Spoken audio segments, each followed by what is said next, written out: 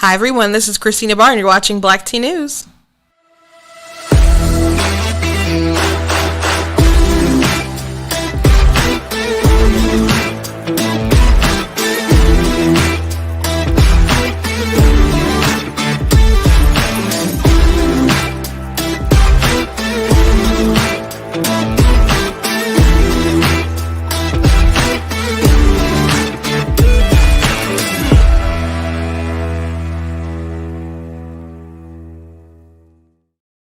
Hello, my lovelies. How are you all doing today?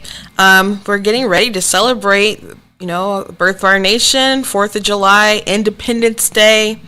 Always a usually exciting time. People usually spend it with their families, barbecuing, appreciating things. I usually would go to some kind of event. It's on a Sunday, so I will be praising the Lord with my family and friends. I don't know if I have anything else planned for that day in particular. I'm sure there will be events, but there's already events taking place. Like I know of something tonight, but I'm also going to church tonight. So what are your plans, guys? Hope you're enjoying Independence Day. The Biden administration, the White House, put out something that people are trolling them today about, which we will get into later. Apparently they think it's just like so less expensive now to have a barbecue, and they're like, oh look, it's 16 cents cheaper, and people are like, no, have you been to the grocery store and seen the cost of things? And it's just really funny. And they had like a picture of lemonade, like lemonade costs this much now, and ground beef is this much, and you save a whole 16 cents. It's like, okay, that's not what all these normal barbecues even look like, sir. What are you even doing? So people were trolling the White House. We'll talk a little bit more about that later. We're going to talk about Lori Lightfoot, something dumb that she said. She's such a race baiter, like a lot of these Democrats are. Actually, as a matter of fact, the topic today is Democrats think we're stupid, you're stupid. Because they try to make so many excuses, change history, and the excuses that they make right now is that everything is so focused on race. If you don't like something, then it's about race. If there's a disproportionate effect of something, it's because there's racism. If someone did a wrong, we can't blame them. We have to blame the systems, and the systems, those are the things that are racist. And so and if you didn't like Obama, it's because you're racist. It's not because he had actual scandals, because the only scandal he ever had was wearing a tan suit. For real, that's what people say. And then there's a meme that goes around that says, Obama, he had no scandals. Or they might say the scandal was wearing a tan suit, which I guess I remember some people talking about it, but like, is that just something they make fun of more than it actually was going on? I don't know. I mean, I was an alive voter person at that time, and I just don't remember them making the tan suit a big of a deal as they make it seem like it was the only issue with the Obama administration, when that clearly was not the case. But we're going to hop into it soon. But really quickly, I would like to encourage you all to go to blacktnews.com, check out different content that I have there, articles that I've written. Make sure that you're sharing, make sure you're signing up for newsletters and such. And if you would like what I do here, I ask that you please consider leaving a donation. You can go to blacktnews.com/donate to do that. Or you can also do it via a Cash App or do it via PayPal. Anything that you can do to help, I really appreciate it. And you can also help by, checking out the store, getting cool shirts like this one. I voted for President Trump, and all I got was historic peace deals, border security, and so on. I had on a Trump shirt yesterday when I did my live, and it was from the inauguration.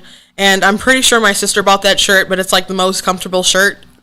And it's big enough to fit me, so it's like, why shouldn't I wear it? Like, I'm substantially bigger than she is, so it's like, this is obviously meant for me. But it's a long sleeve shirt, and it was like, but it wasn't too hot to wear, I guess, but it was just really comfortable. But we've got other stuff there you guys can check out, and make sure that you just go ahead and support and check out. Also, I got a book that you guys can get on Amazon. It's called Slay Your Fear, which I wrote because of the hysteria with COVID, and not just that, but also I saw like police shootings, all this other stuff. It is a religious book, but it just goes off the premise of, like, if you allow people to control you with fear, then they're going to be able to they'll have more power while they get to control you. And I don't believe the Lord has given us a spirit of fear, but of power, love, and a sound mind. So I kind of go through personal experiences and then also scriptures, of course, to lay out that case. I thought about the idea on Star Wars Day because I thought about Yoda talking to Anakin about how fear is a path to the dark side. And I don't know, people rip on those prequels, but there's some good content in there. Way better than the new stuff with the super woke Disney nonsense. Someone says my feed is messing up a little bit. Not sure. It looks okay right here, right now. I don't know if it's going a little haywire on Facebook, but thank you guys for sticking with me. Hopefully everything will clear up. Facebook does check me a lot. I don't know what this...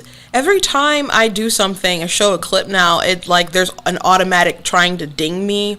Not with the fact checkers, but like trying to claim copyright on stuff. They're like, such and such is claiming copyright, and I wouldn't have even used a clip from what they're claiming that I took.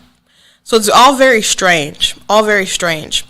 But I do also want to thank Brighter Michigan PAC. I'm in their studio again.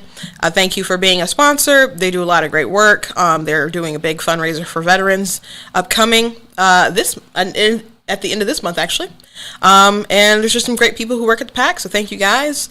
Again, I do not work for them. You cannot get me fired. I work for myself. So if I trigger you, they don't care, and I don't care. So let's go ahead and jump into the first thing I'd like to talk about today. I've got this meme my sister made. Well, actually, I'm not sure if she made it. She sent it to me, and I don't know where the origin of it. Well, I know the origin of the cartoon is from Phineas and Ferb, the movie, and this is like an evil scientist who's like the villain of the show, but it says, if I had a nickel for every time you threatened to bomb your own population, I'd have 2 nickels, which isn't a lot, but that's a weird thing to say. So that obviously comes from Joe Biden as of late, and Eric Swalwell said something about this like when he was running for president too, like, because of course we have guns to protect ourselves, to hunt, to feed ourselves. But the reason why we have an armed population is to deter the government from trying to start anything that they can't finish. So Joe Biden like escalated and was like, hey, what can you do anyway? Because unless you got nukes, you can't beat us. But it's like, usually nukes, like, what are the odds that you're just gonna... Do you realize how monstrously corrupt you'd have to be like, yeah, we're going to drop some bombs on the American people? Like, not just bombs, nuclear weapons? To even, like, the ridiculousnbe of that. And not even that, you're just at that point where the government is so corrupt and that the president is that corrupt and evil to want to be willing to damage the country in that sort of light, that we've gone so far to the point you're willing to drop that. But to assume that the people on the mission who'd have to drop the bomb would be willing to do that, there's just a lot of, like, hypotheticals there, and I hope that, like, obviously wouldn't ever get to that point, but it's to even mention that, like, as a rational thing that could happen to deter us from, like, we might as well not have any Glocks because we don't have any nukes. And then, of course, like, there's other countries with people who don't have nukes, and they fared pretty well for a long while. I mean, it sure did take Obama and Biden to do anything about ISIS, and they didn't have nuclear weapons. So anyway, it's just a really silly meme. Just a really, silly thing that Biden said there. Another thing that I didn't get to yesterday, there was a headline from USA Today. And this is like a paid article you'd have to read, so unless you're like subscribed to USA Today or find a way to kind of supersede that, you can't actually read this article. But a majority of states introduced bills this year that would bar transgender students from girls and women's sports. A USA Today investigation found supporters rely on suspicious claims and half-truths. Suspicious claims and half-truths, huh? You mean like suspicious claims like biology is real and and it's not fair if you are like a man who has been living your whole life as a man, then all of a sudden you want to be a woman and you weren't that great of an athlete before, and now you can come in and just kill all the women in the sports. Like, this whole ideology, I hope this isn't too controversial to say, because to me it just sounds like all the common sense in the world. But once you decide to make that decision, and I don't envy anyone who has gender dysphoria, but if you have it, it is important to get correctly diagnosed, because we have so many people, particularly young women, who have other sort of mental issues, and they believe that they diagnose themselves and are like, oh, my problems that I must have must be because I'm the wrong gender and the wrong body. So, and they'll diagnose themselves as really being a man or whatever. And there was this thing on 60 Minutes where they did a story about a couple people, but one girl self-diagnosed herself, went to, like, no one really tried to stop her. They all just kind of affirmed her own suspicion. She took hormones, she got her breast chopped off, and then she realized she made a mistake and reverted back. And all that happened within the span of a year. So, if you do truly have gender dysphoria, make sure that it's correctly diagnosed. But if you decide that you want to go ahead and have surgery or take the hormones and things, you shouldn't play in sports with girls, period. I don't care if you had it early in life. I don't care if you had it late in life. You shouldn't be playing the sports. Like, if there's a special Olympics or something where they have like a league that allows all that stuff, that's fine. But if you want to play with with biological women, sports is biological. Like, I've written an article about this on my website, because they try to say that sex and gender are different, and being a woman is a part of your gender identity, and sex is like your anatomy, your biology, whatever. And they're like, well, we know we can't be a female, but we're women. It's what they say. They identify as women. That is their gender identity. But then they'll try to compete or be involved in things that are 100% biological. You'll get people saying dumb phrases like birthing people instead of mothers because they want to include people who have No, it's strictly a female thing. It is a biological thing. Like, and you can say, well, women is just a gender, and I'm biologically still, like, I was born a female, and so I'm a man, so now I want to say that men can have babies. No, men can't have babies. It is a thing that only women can do. Like, they see the value in tying and trying to confuse, like, the sex and the gender, but they can't keep it separate. But because they know that there's value in gender and sex being connected together. Because otherwise, why would you take hormones and have surgery to try to fix yourself to look like the gender that you feel like? If it's just as simple as I identify this way, then why are you trying to play catch up with biology? They call it transitioning, but there's an end that you can't.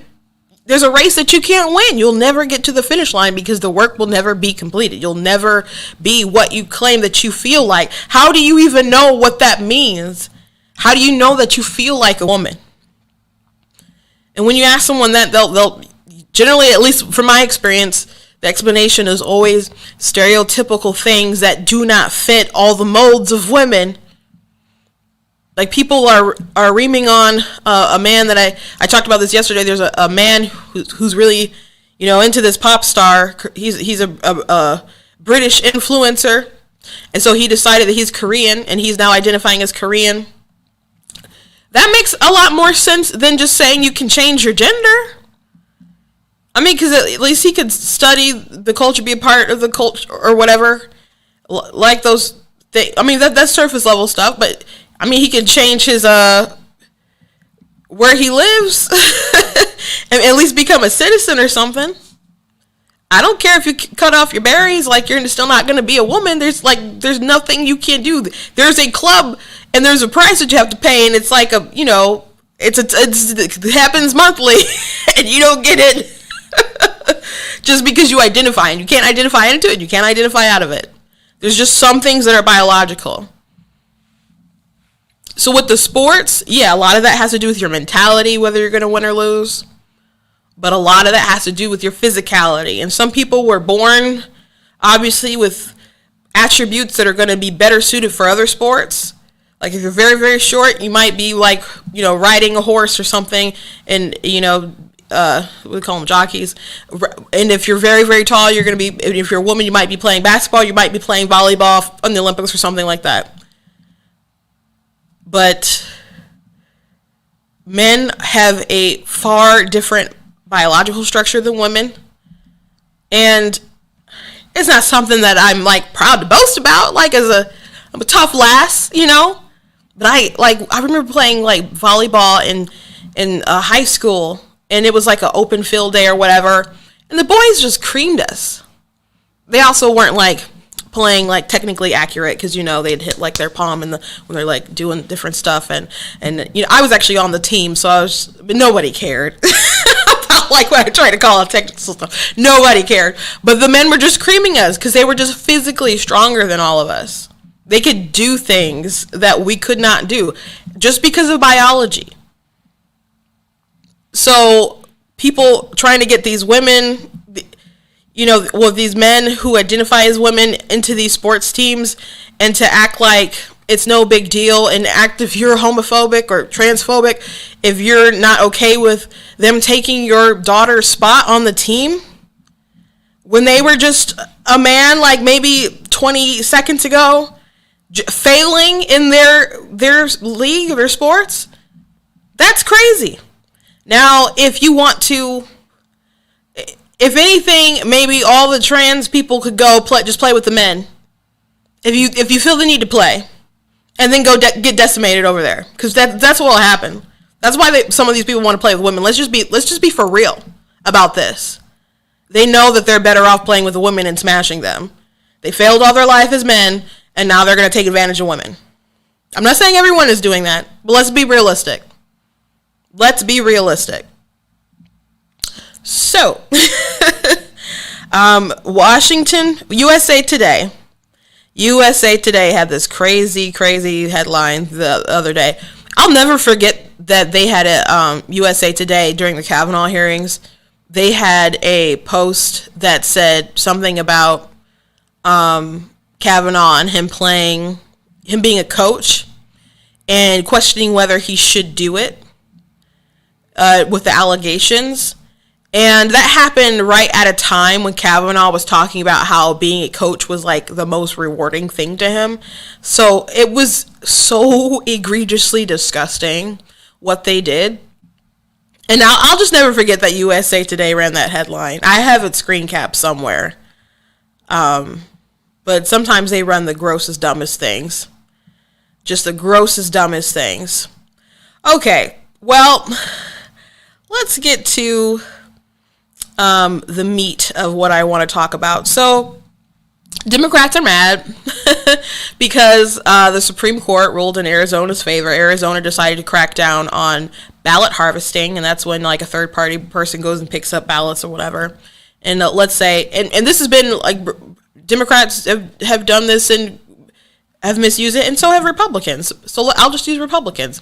Let's say you're Republican and you want to pick up ballots from areas that are just traditionally Republican. You might be knocking on the neighbor's doors like, hey, have you turned in your ballot? And you don't go to the next house because you know that's a Democrat or whatever. Or let's say you do pick up all the ballots and you have all of them in your possession and you're like, and maybe you want to mark a few. Or maybe some don't make it to the polling booth. Like, why? Like the chain of custody for the ballots, we should take more care into them. So Democrats like ballot harvesting, and there's been some places where they've really done well because of it.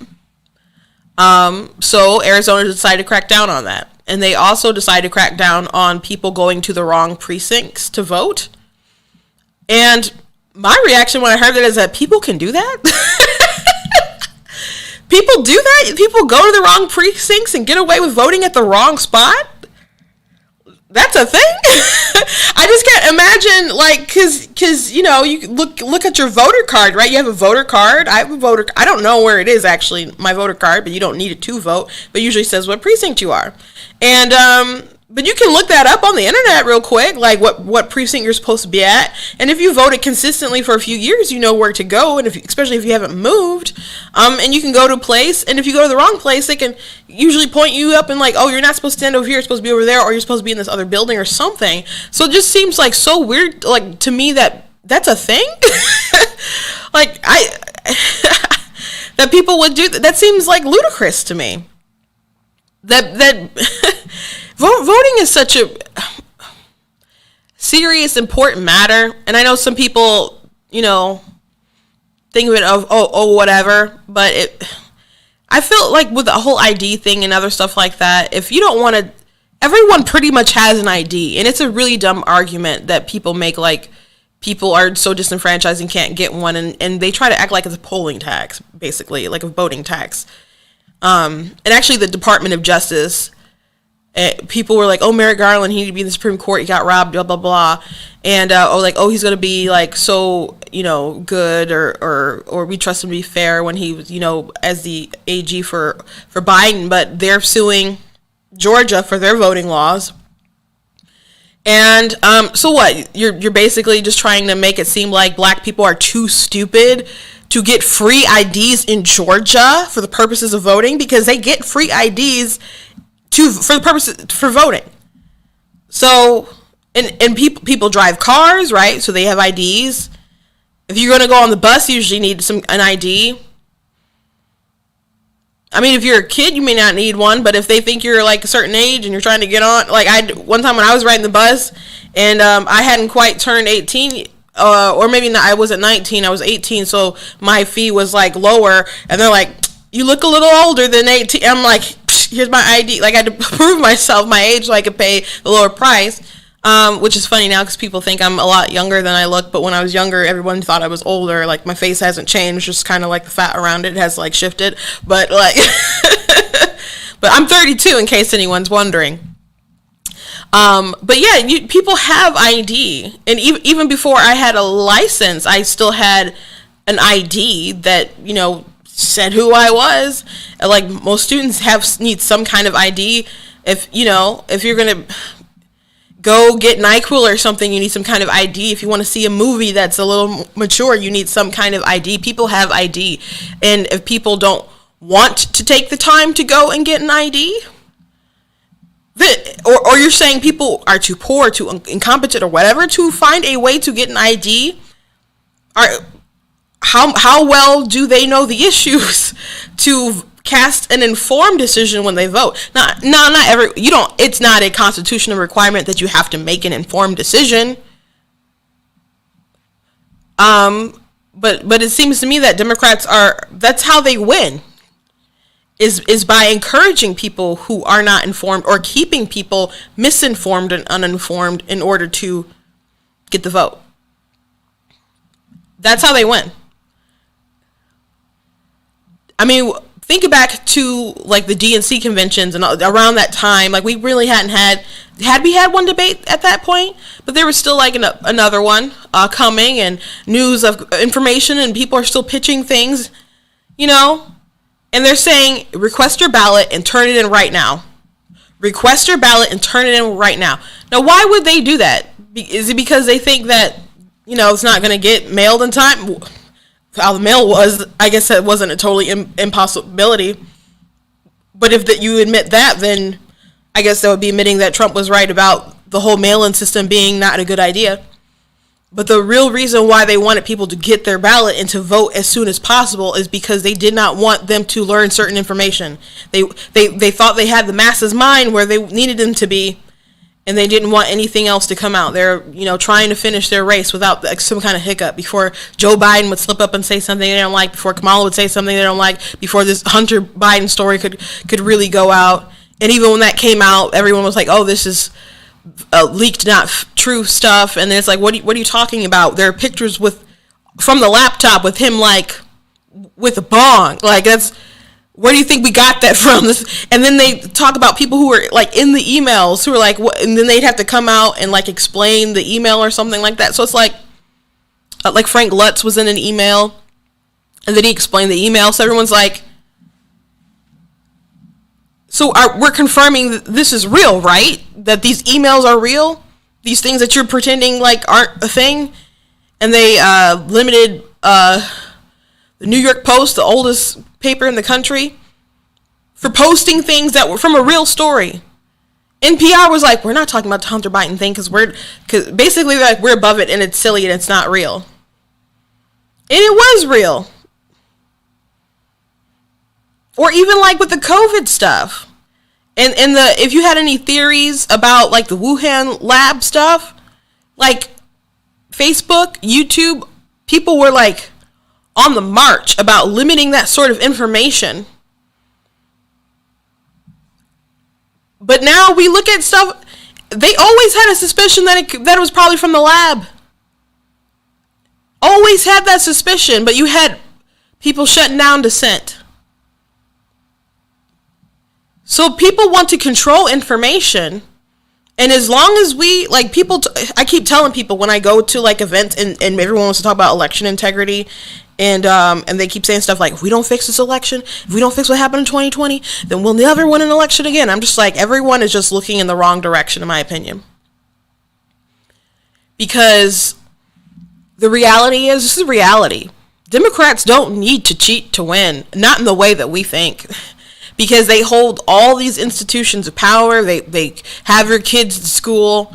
They have what comes on with Hollywood. Everyone's in their back pocket as far as that. They keep pumping out stuff with their indoctrination. The corporations, even though so many of these people hate capitalism and all this other stuff, they'll still play ball to make their buck or whatever and keep pumping out nonsense. Even if it's harmful to the rest of the country, they'll still pump out nonsense. I had someone on, a pastor, a friend of mine from Georgia, a couple weeks ago. And we were talking about the Georgia law. And so they heard some of the propaganda that people were pushing out. And the governor invited him and other pastors to come hear from him personally about the voting laws. And they let them know, by the way, we've also talked to some of these major corporations. So the corporations like, Major League Baseball, like these people already knew that everything that Biden and Stacey Abrams and Warnock was saying was false. Those things were lies. It's all just propaganda. But they moved to whatever corporate sort of way for whatever reasons, and they just kept pushing a lie that ends up hurting people from Georgia and their bottom line and their money, knowing that it was a lie, that it wasn't anything discriminatory. They need to push the lie. But as long as they can control all that information, when the corporations, what you watch on TV, your music, and of course, they have the levers of power with government right now. The point of the whole, like, saying all these people are racist with the voting stuff is so they can accumulate more power for the vote, for the People Act. In 2016, Trump was saying the election's rigged. And I think he meant, like, the media, his treatment was, like, what was going to be rigged. I don't know how scared he was about stuff actually not being appropriate. I mean, I guess if he would have lost, maybe he would have made that case, but he was saying it was rigged. So they asked Obama, well, Trump says the election is going to be rigged. What do you have to say about that? And he's like, what does that even mean? Federal election, we don't run elections. Those things are handled locally. So he was making the case that he couldn't cheat, because the federal government doesn't run elections. So they learned a valuable lesson when they lost, because they were darn sure Hillary was going to win, and everyone was just so hysterical about it. But they learned better next time. They brought the whole entire world to a halt with the COVID, changed all these sort of rules, did all this kind of other stuff. And now, because of what happened on January 6th, which was bad, but how they are playing it like it was the worst thing ever, that we were so close to losing our democracy, that's nutty. That's just Q, the weirdest stuff you heard in Q, kind of crazy. Blue Non, that's what we call them now? All these conspiracy theorists, we call them Blue Non. Literally crazy. But they're calling the Georgia law, Biden said it makes Jim Crow look like Jim Eagle. Whatever the heck that means. whatever the heck that means. But they're saying, but they want to get rid of the filibuster. They're calling the filibuster racist, even though Democrats are the one who use the filibuster time and time again, including to stop Tim Scott's bill for police reform. They filibustered that. It's so funny that they say, well, the filibuster is a relic of the Jim Crow era. Yeah, so is Joe Biden. So is Joe Biden. We just want to get rid of stuff that's from the Jim Crow era. Let's get a Biden and all of his old friends. His old racist friends. Get out of here. So they want to make it seem like these states are so racist, these red states are so racist, that they cannot possibly be responsible enough. We can't trust them enough to run their own elections as they have all this time. So we need to take control federally. And they want to use their bully pulpit where they have power. They're so short-sighted about how much power they have, because obviously someone else can come into power and do worse next time, but the goal of to that is to accumulate all the power and change things so drastically that you'll never be able to win again. But on top of that, when all the levers that they have, they also have the media. And you guys can look at Tucker Carlson's numbers and compare them to CNN, MSNBC, and see that he's killing all those other guys. And that's true. But there's still all those other people, and you can combine their numbers. And there's still people watching all this stuff, millions of people. And forget like cable news. Do you know how many people just get their news from TikTok? There's a lot of conservatives like them, like, you know, on the platform. I'm on there. But there is like an algorithm, so like you have to comment on certain stuff to find people, you know? So they may not stumble across someone who has a conservative view. And some of the people who they get their news from are so dumb. They have the dumbest points of view. And I know we have a different opinion, but some of them are so dumb. I talked about one creator who deleted all his accounts because he got caught in a scandal where he was grooming some underage girls. But I had did a video replying to him because he was talking about Ben Shapiro and gender and changing it and all this other kind of stuff. And so I did a rebuttal to him. If you want to follow my TikTok, it's TikTok at Black T News. And in some screenshots that got leaked about him, he told someone, because he ranted out about one thing. I'm like, dude, why did you do this? He's like, well, I'm in the creator fund and I needed a certain amount of views. And I'm trying to pay my rent or something like that. So there's some people who just say things for clicks, and you're like, oh, that's why they're so dumb, and their opinions are so not well thought out, because they're just saying things that their fans want to hear for clickbait. And people do that more than on TikTok. People do that in mainstream media, but for ratings, people have certain titles for their articles for clicks, for revenue. So it's not so unimaginable. But so many of these people looked up to these people, but it's just like, I wonder how many people are out here like this, because there's just so many bad opinions. So many bad opinions. I did a response to someone the other day, because I was going through, because some of my friends had responded to him, so I just ended up on his page. I was looking through some of his pro-life arguments. One of his pro-choice arguments was, men wouldn't be pro-life if they could feel what it was like to have a baby. Women, what about the pro-life women? We obviously can feel what it's like to have a child and the pain and whatever, but we still choose life because we think killing babies is bad. So that was one of his genius opinions. He also was like, well, if pro-life people care about people, then why don't they ban things like guns? Because guns kill children. And I'm like, maybe you have a point. Maybe we should do something and make it illegal to kill kill children with guns. I'm like, oh, wait a second. That's already a thing. It doesn't make sense to compare at least the crime of the killing the children with the guns is illegal, but the killing of children with abortion, that's still legal. Like, we're talking about an act versus a tool. It's such a dumb comparison. But the craziest one, he was debating someone about voter ID, and he didn't think people should be able to show voter ID. He's like, well, there's other things you can use. And he's like, what about showing a social security card?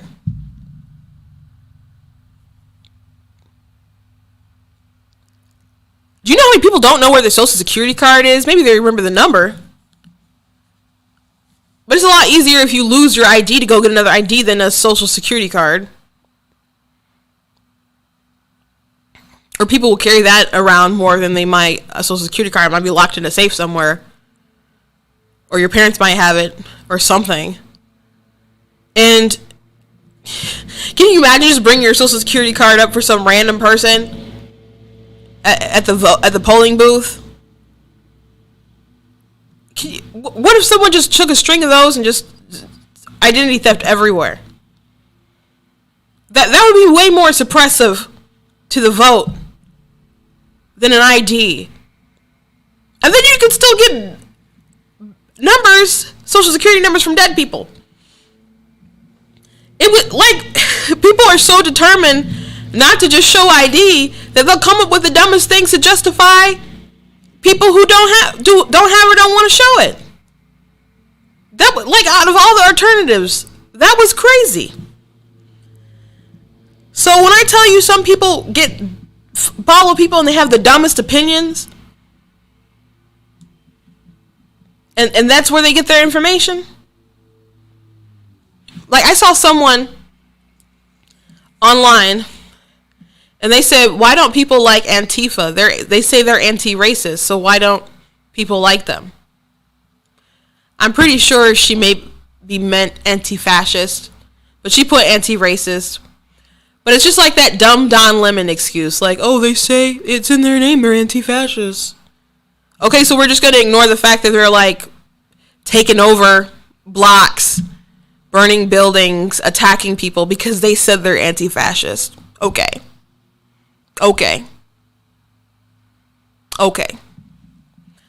So what you have to remember that people like that have the same amount of vote as you. You both get one vote. So there's a huge information gap. And the media did such crazy things, lied so much about Trump nonstop, and then lied about him, and then in turn, if you supported him, then you're a racist, crazy, sexist, homophobic, bigot person. You're an immoral person. It can't be that you made like some kind of like rational decision based on your wants and your needs and your desires for yourself, your community, and your family. It's no, you're a terrible person. So if we don't do something to fight back against this constant bombardment of propaganda, how can we win? How can we win? Republicans lose a lot in like inner cities and stuff because, like, I was talking to someone who was a guest preacher, and he was just talking about in Ohio, in their major city, like, they just, like, up and left. Like, boop, gone. Like, if we're not there to fight back, like, I understand the bombardment from the left and how they come in inner cities, and it's just a Democratic stronghold. But if we're not willing to try to fight back against that information, the disinformation that people have, then those numbers are just going to continue to grow and swell, and we just won't win. So if we don't do something about this information gap, if we don't do something about, like, telling these corporations, no, I'm not going to just let you lie to my face all the time and try to weaponize politics. If we don't do something with our kids in school, I think the kids in school, that's something that you can really put a dent in people the fastest and the easiest. If people decide to start finding different ways to fund the schools or put them in private school or homeschool, redirect money in other kind of ways to pull them out of the indoctrination system they need their indoctrination farms. So if we if we punch that right in the face, like, Democrats are really scared and freaking out about the pushback with critical race theory and all of the racist indoctrination garbage that they're trying to push. So much so that they lie about it. Like, it's not in our schools. How dare you ban it from our schools? Okay. Joy Reid from MSNBC, she's like, oh, this person's not a critical race person. She said, D'Angelo, the woman who wrote White Fragility, she's like, she's not into critical race theory. She's not a theorist or whatever. It says on her website, specialize in critical race theory. Just liars. Blatant liars. Okay. But if you can, homeschool your kid, get your kid in a charter school, private school, something. That's a good way to give a black eye right now. Some of the content that you watch that you love, you're going to have to learn to turn it off and find something else. But I don't think people are ready for that conversation. If you want to show them something, because we can complain all we want about bad writing, and the fanboys have done that a lot with like Star Wars and other stuff like that. But to make excuses, they just call you racist and sexist. So you gotta start tuning out some of that stuff. You have to do and make your own content. I'm really glad that Daily Wire is making their own content. Tim Pool's making his own content. The American comic book industry is just like tanking. Like, it's a good thing they do have these like massive movie machines to help kind of like fund the Disney dream and whatever. But manga from like Japan is like killing it in the sellers list, and some of the writers and creators like in American comics are pretty annoyed by that and have expressed so online. But they just focus on good stories, and our people are hiring Ta-Nehisi Coates to write political stories that are insulting and very charged. We don't want that. We just want to see some good stories about good guys conquering evil, and they're not grasping that. So we have to start making alternatives, supporting alternatives, and start defeating these levers of power that want to cripple us and destroy us, and make it so that you cannot have any opposition to the Democrats and their agenda. Their really crazy agenda. But back to the voting rights thing. So the Democrats were mad. It went to the Supreme Court because they were saying, well, it's a disproportionate effect with blacks and stuff. If they tried to make the claim that it was racist if you get rid of ballot harvesting, and if you make it so that you have to vote in your precinct. And the Supreme Court was like, no, because there's no discriminatory racial language in the law applies to everyone. So no, it's not racist. And I believe the DOJ's case against Georgia will be also smacked down as well, because it's stupid. It's silly. It's silly. And the White House pitched a fit, and they released a statement. Just really silly nonsense. But they want to tie everything to race. So I want to talk about something that Lori Lightfoot said. I didn't mean to rant like that and going off a riff. But here's Lori Lightfoot. She thinks that everyone hates her or will criticize her because she's black. Your reaction to criticism, Tribune editorial used the term irascible. How much of this do you think might have to do with the fact that you're a woman, and specifically a black woman? About 99% of it. Expand on that. Well, I mean, look at my predecessors. Did people say that Rich Daley held tea sessions with people that he didn't disagree on? Rahm Emanuel was a polite guy who was a uniter? No. Women and people of color are always held to a different standard. I understand that. I've known that my whole life. And the Tribune or whoever can write what they want. What I'm doing is fighting for the residents of the city. I'm an advocate. I'm going to continue fighting. Obviously, we need to be focused on uniting people as much as we can. But I was elected and ran on disrupting the status quo. And when you disrupt the status quo, you are going to make people uncomfortable. You are going to have people criticize you. But I know where my North Star is. I know the things that we need to be working on.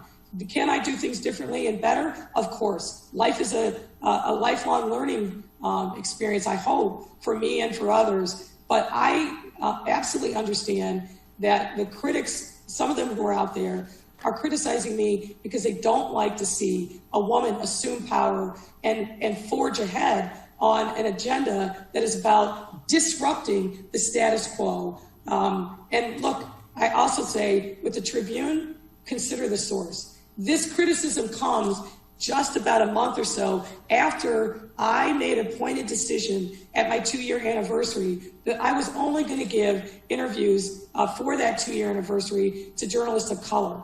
And it was like the sky was falling on the part of some of the folks that are embodiments of the status quo, including some of the media folks. But look around. Look at that Tribune editorial board. Look at the editorial boards of most of the big media companies here in the city. They do not reflect our diversity. And many of the people on those boards don't even live in Chicago.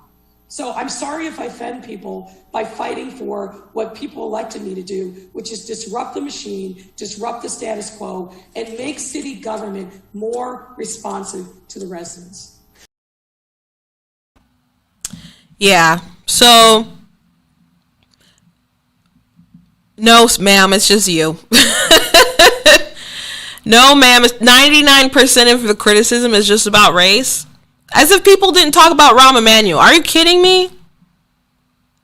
People talk about Gavin Newsom. Granted, he's a governor, but he's about to be recalled. Like, you think really people are just criticizing you because you're a woman and you're black? Specifically black? That is so egotistical and nonsense, and it's just victim mentality. And she's not a victim. She holds a lot of power. Blatantly. Unabashedly. Shamelessly. It's just an excuse. It's a cop-out, and she knows. I'm sure she knows it's a cop-out. Lori Lightfoot, let us recall when she was telling people don't go, COVID restrictions, telling people don't get your hair cut and all this other kind of stuff, that she went and got her hair did. I know maybe it doesn't look like she does that, but she got her hair cut. And when they confronted her, she's like, well, I'm a public figure. I needed a haircut, so I got a haircut. That's not good enough. That's not fair. Why can't you figure out a different way to survive or allow people to assume their own risks like you did and have them make a decision if they think it's that important to get their hair cut? I'm telling you, a lot of people just started businesses just going underground, going in houses and braiding hair and what other kind of stuff. You know, I mean, people who actually like have their shops and set up and stuff, they're the ones who really suffered. But there's a lot of people who just like took their act on the road and hustled to survive during this time. But Lori Lightfoot was like, I'm going to get my hair done, and it's totally fine and acceptable that I did that. And she obviously did not handle the riots with the Black Lives Matter and all that stuff well. There was, you know, I can't remember this first Batman Begins or if it was either if it Begins or Returns, the Nolan films, when at one point in time they lifted up the bridges of Gotham and just kind of isolated the city. And while you're watching that, you're probably like, I don't know, you might have thought like, that's silly. No, they wouldn't do that.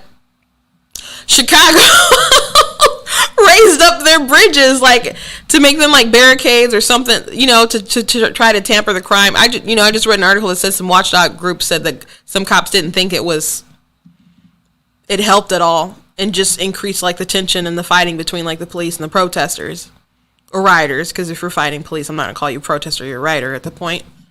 I mean, unless the cops were in the wrong, but you know, these people came out to be instigators usually. there's just so many things.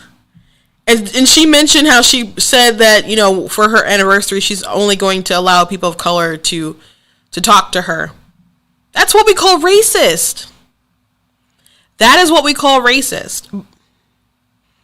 Now, if I wanted to interview, I'm pretty sure because of my affiliation and my beliefs or whatever, they'd be like, no, you can't do that. That's fine. So it's not like race transcends everything. People try to act like race is so important.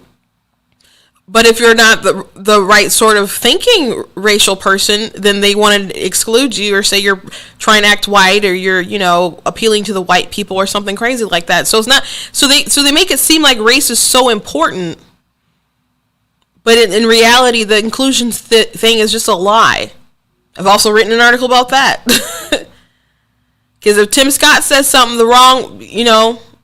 If God forbid, Tim Scott says that there are racists in America, but America isn't a racist nation, then everyone wants to flip out. Everyone wants to flip out and call him Uncle Tom Coon. And Jimmy Kimmel said they've only touted their one black Republican out, and then they let him go back into this like deprivation egg chamber or something like that.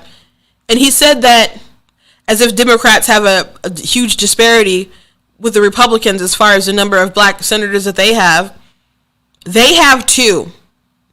Republicans have 1. It's not a big difference. And maybe you did Common Core math so you don't understand, or you're still working out the problem in your head. But that's just a difference of 1 person. You can take my word for it. Don't whip out the calculator. They act like race is so important, but if you're not on their side, they have to destroy you. And one thing that is really great about TikTok is there is a big community of like Republicans who are black or conservatives or maybe people who aren't party affiliated, but they're definitely not Democrats or they're definitely not on the side of these divisive people who hate the country, want to tear it down.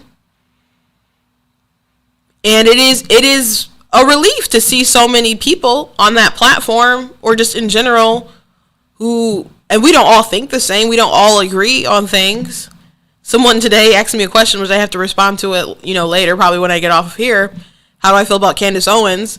And I've written about it. Like, we're not always on the same page. We definitely wouldn't always articulate things the same way.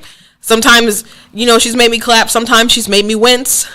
I'm amazed that people who are staunch Democrats have told me that they like her. So I'm like, gosh, she must be doing something right. And sometimes I felt like, oh my gosh, she said this, and I'm like, and then eventually I'm like, man, she was proven right here.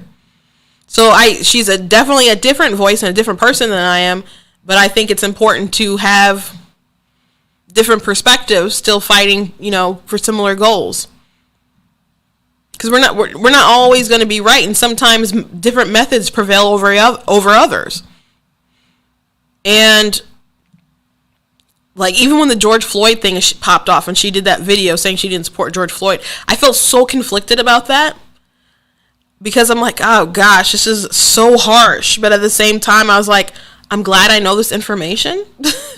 Because they did paint him as like the new big martyr. And it's like, there's a lot of information that we're literally like tearing down our country for this person. And the question is, what more about the case don't we know that they're maybe hiding or not telling us? And what... And like, if it was racial injustice, that's bad enough. But it's like, for this man, is it worth it to do all these things too? And then it turns out that there wasn't enough evidence or any evidence in the trial itself to even mention race. Everyone acted like this was the worst racial thing that's ever happened of recent history, or maybe ever. And there was no basis of race in the trial. Like, they didn't judge it on any kind of hate crime.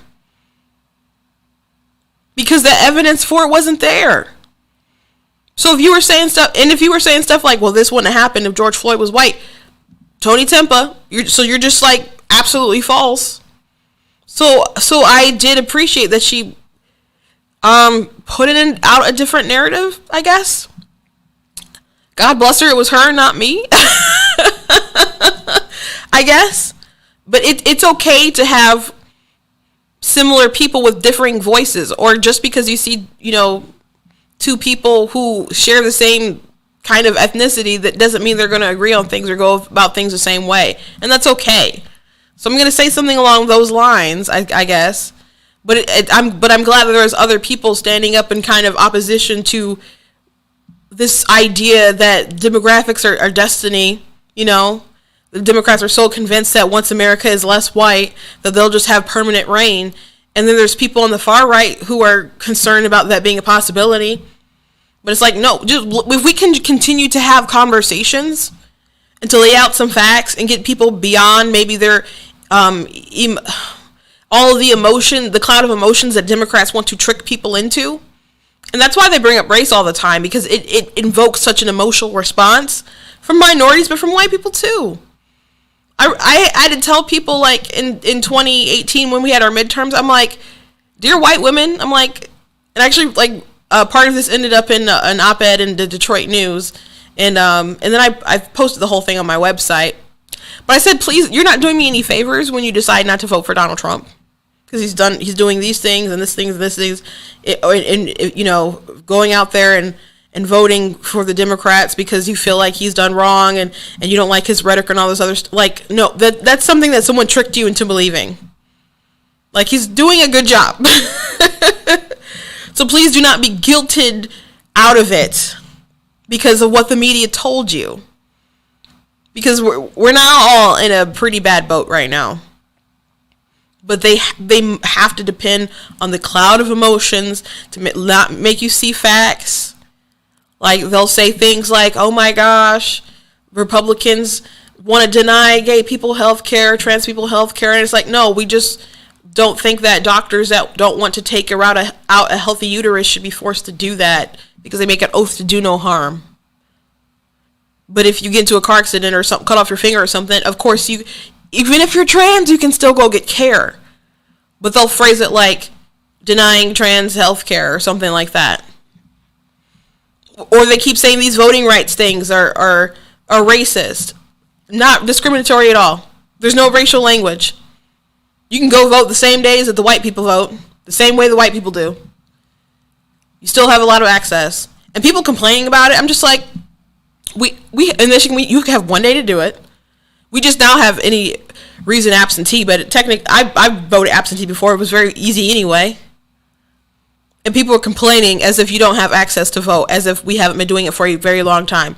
We don't live in the 60s, 70s, 80s, or even the 90s anymore. We are in 2021. The world is so different. And to just try to keep convincing people like we have not changed is just disgusting. And people are manipulating you. Lori Lightfoot, it's not good enough for you to just blame everyone disliking you, saying 99% of the criticism is because you're a woman, and a black woman. It's totally unacceptable. And I wish the interviewer had pushed back on her right there, because letting her, that was crazy. She's done legitimately hypocritical and bad and dumb things. Just been legitimately awful. But hey, if we can play the race card, and people did that with Obama. If you didn't like him, oh, it's just because he's black. It's like, no. Maybe we don't like that he went around lying to people saying that you like your doctor, you can keep your doctor. And that was, knowing that was a lie. Maybe people don't like that he was spying on them. Maybe people don't like that his IRS was targeting people who were conservatives. Maybe we didn't like that he had Hillary Clinton get up and lie to people about what spawned off the terrorist attack in Benghazi. And that she lied at the funerals of the fallen soldiers. Lied in the faces of their families and then called them a liar. Maybe we didn't like that. Oh, but I'm sure we just hate him in his tan suit. Okay. We live in a crazy, crazy world. So the last thing I want to talk about today is this tweet from the White House. And they said, planning a cookout this year? Catch up on the news. So cheesy. According to the Farm Bureau, the cost of the 4th of July barbecue is down from last year. It's a fact. You must heard hot dog, the Biden... It's so cheesy. Hot dog, the Biden economic plan is working, and that's something we can all relish. So people are roasting him and saying, like, have you gone to a grocery store yourself? Because prices are up. They are not down. Like, and so many people are saying my grocery budget has increased from 25%, 30%, 50%. People are saying that the cost of stuff has gone up. The cost of food has gone up. And not only has the cost of food gone up, some things are just not there. You cannot get. When like when lockdown like ended in well, not ended, but restaurants opened back up in Michigan. I went to a local chain. I mean, not a local chain. It's a major chain restaurant. And we kept naming things like, we don't have that, we don't have that, we don't have that. I'm like, why don't you tell us what you have? And we're like, no, I think it'd still be faster. And so we're like naming something else, and they're like, okay, well, we don't have this and this thing. And it was just amazing how many things didn't happen or we didn't have because of the supply chain was just been disrupted. I'm still mad Qdoba's doesn't have bacon anymore. Like, you know? So prices have gone up for sure, but they named a couple of different things. Like, that's if you go to their page, that's a GIF. This is a GIF. And this, I just screenshot it. And so they listed the price of the baked beans and the chips and the ice cream and the lemonade and the ground beef and the cheese. Okay, but I know my family was complaining about the price of the pack of the ribs, of the case of ribs, how much that's gone up. Like, dramatically. So, I'm sorry, them burgers don't look very good, but I'm not surprised. That's what the Biden White House produced in that picture. I don't like baked beans anyway, but I wouldn't be eating your beans. But everyone knows that the price of food has gone up. Their prices have increased. But forget that. What about the prices of steel and lumber? Not too long ago, CNBC or people reporting about how expensive it was to like build a house now or other things, or like if you get like Whirlpool's prices had dramatically increased. If you wanted to get a grill, if you want to buy a grill, as opposed to not having one before, you're like a year or two ago or something like that, your costs are high, bud. Are very high, bud.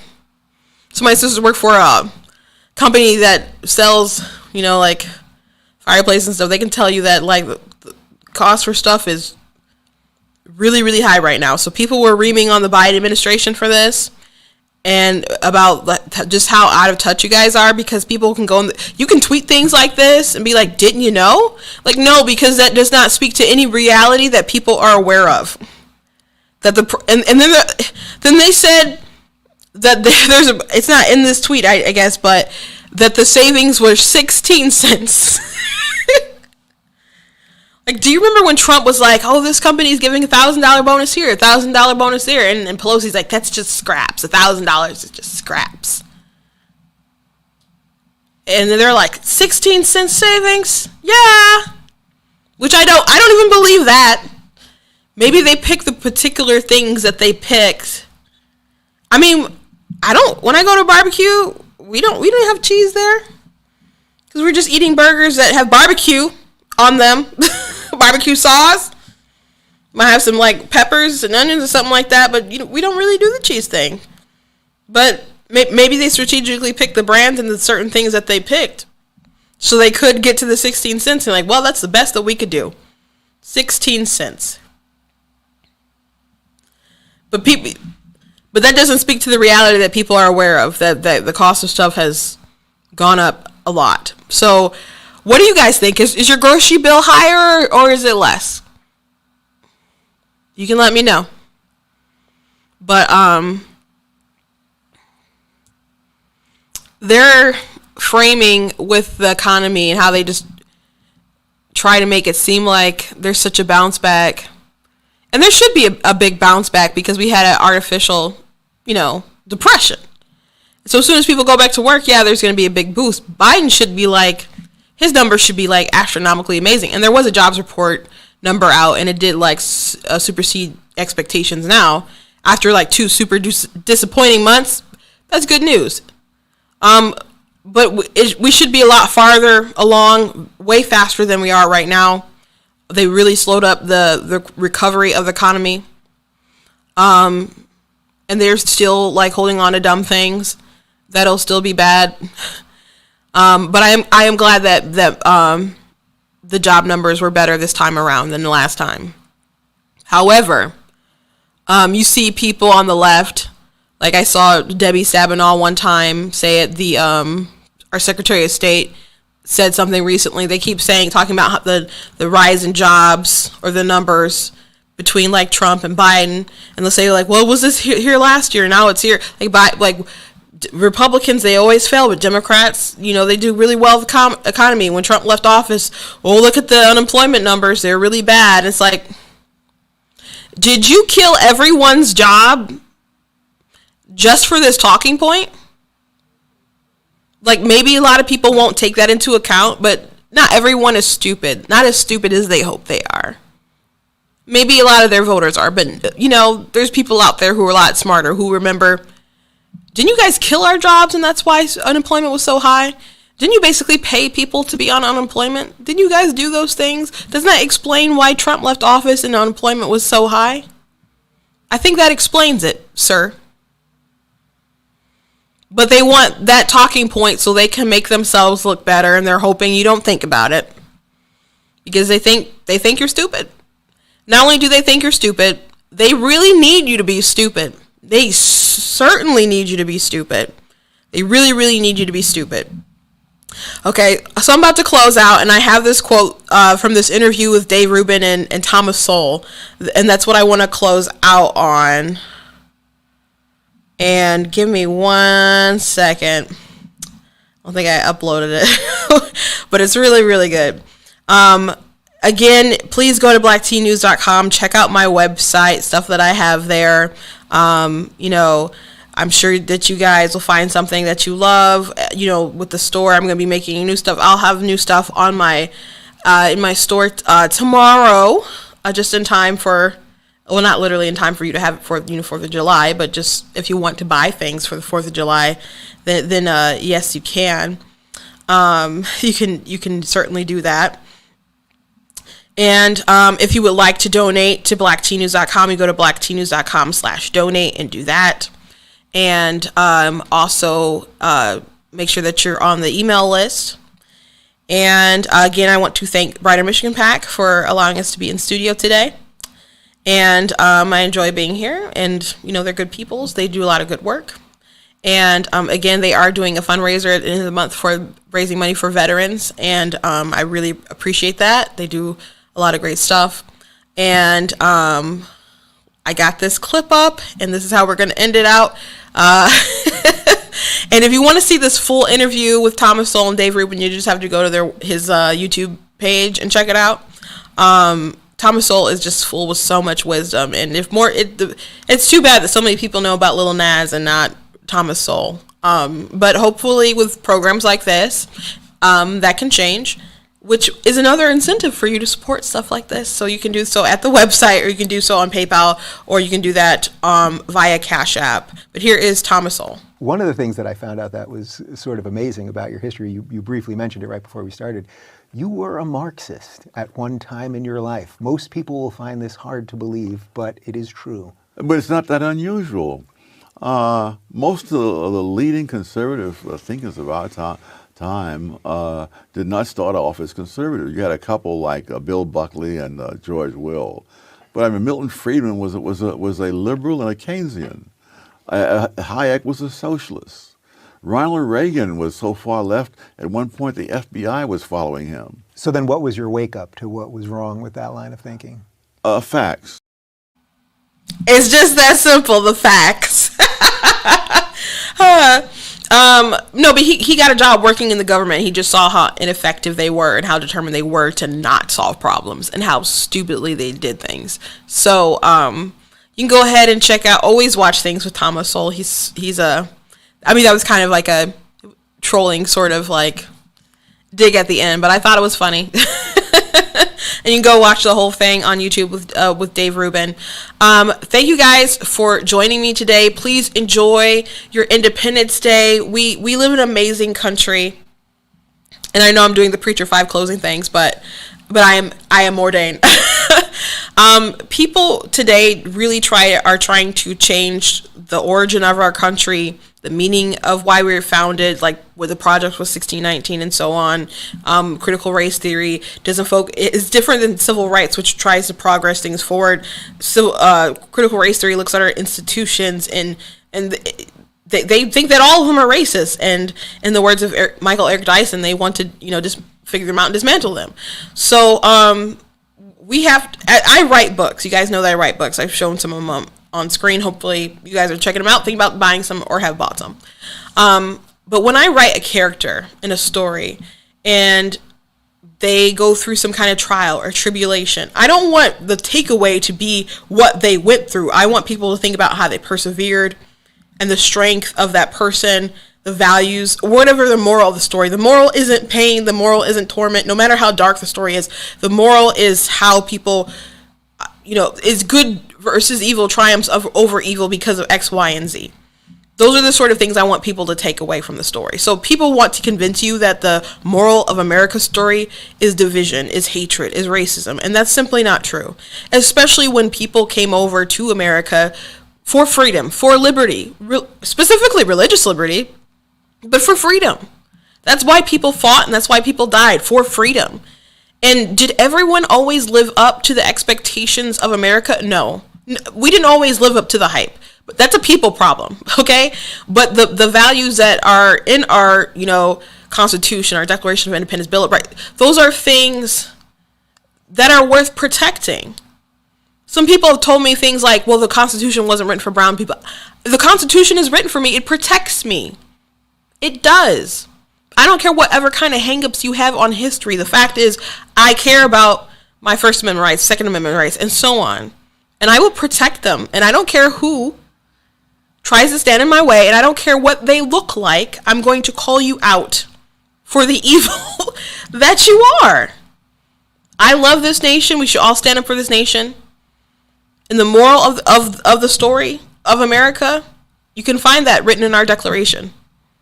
That's what it's about. It's not about all this kind of garbage. We weren't truly started in 1776. So enjoy your holiday. Enjoy it with your family. Teach them a little, about the different heroes of the, American Revolution.